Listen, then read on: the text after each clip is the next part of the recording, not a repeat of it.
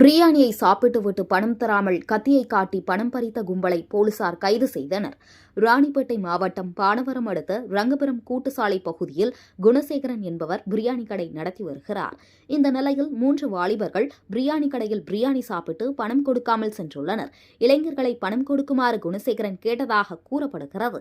இளைஞர்கள் தகாத வார்த்தையில் பேசி, என்னிடம் பணம் கேட்கிறாயா, நான் பணப்பாக்கம் ரவுடி என கத்தியை காண்பித்து மிரட்டியும் அவரிடம் இருந்து 500 ரூபாய் பிடுங்கிக் கொண்டு பிரியாணி குண்டா மற்றும் தட்டுகளை அடித்து உடைத்ததாக கூறப்படுகிறது.